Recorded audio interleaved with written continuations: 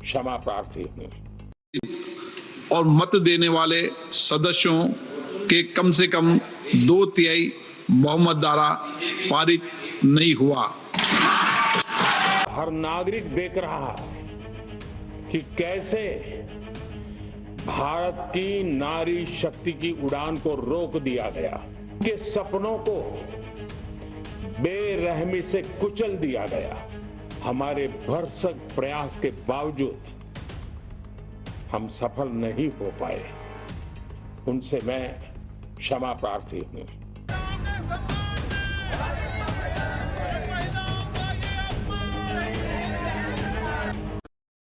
বন্দে মাতরম বন্ধুরা, গতকাল লোকসভায় যা ঘটলো তা গণতন্ত্রের ইতিহাসে এক কালো অধ্যায় হয়ে থাকবে। আমাদের প্রধানমন্ত্রী নরেন্দ্র মোদীজি চেয়েছিলেন 2029 সালের মধ্যে দেশের মা বোনদের হাতে সংসদের চাবিকাঠি তুলে দিতে, কিন্তু দুর্ভাগ্যের বিষয়, ক্ষমতার লোভে অন্ধ হয়ে বিরোধীরা সেই ঐতিহাসিক সুযোগ ধুলোয় মিশিয়ে দিল। আজ আমি আপনাদের বলবো কিভাবে ইন্ডিয়া জোটের সাংসদরা কোটি কোটি নারীর স্বপ্নকে লোকসভার অন্দরে গলা টিপে হত্যা করলো। মোদিজি শুধুমাত্র প্রতিশ্রুতি দেন না, তিনি কাজ করে দেখান। গত 17 এপ্রিল সরকার লোকসভায় 131তম সংবিধান সংশোধনী বিল এনেছিল। এর লক্ষ্য ছিল পরিষ্কার, আসন সংখ্যা বাড়িয়ে মহিলাদের জন্য 33% সংরক্ষণ নিশ্চিত করা, যাতে কোনো পুরুষ সাংসদের আসন না কেড়েও দেশের মেয়েরা রাজনীতিতে সমান ভাগ পায়। 298 জন সাংসদ এই বিলের পক্ষে নিয়েছিলেন। তাহলে কেন বিলটি পাস হলো না? কারণ সংবিধান সংশোধনের জন্য যে 2/3 সংখ্যাগরিষ্ঠতা প্রয়োজন ছিল, বিরোধীরা তাতে বাধা সৃষ্টি করেছে।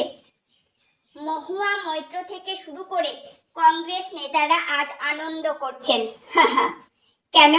কারণ তারা নারী শক্তির ক্ষমতায়ন সহ্য করতে পারেন না।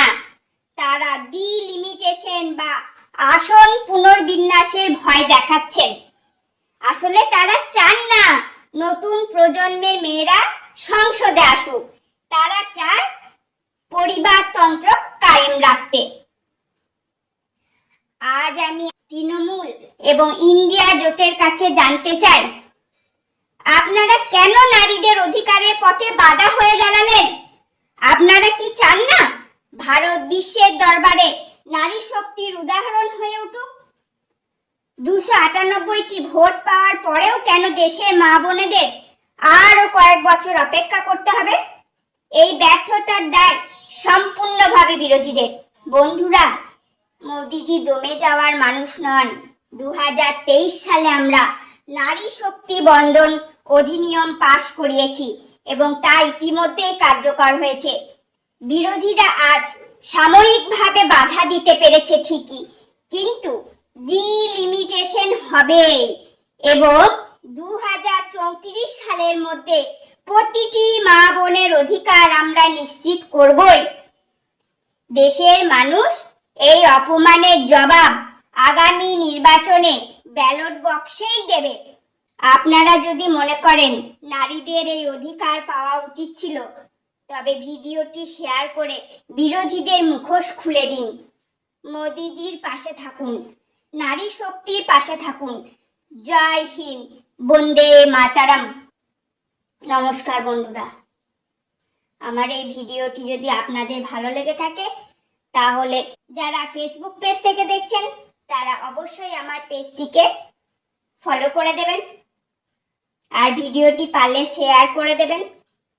আর যারা ইউটিউব থেকে দেখছেন তারা আমার চ্যানেলটিকে সাবস্ক্রাইব করে দেবেন, একটা লাইক শেয়ার করে দেবেন। ধন্যবাদ।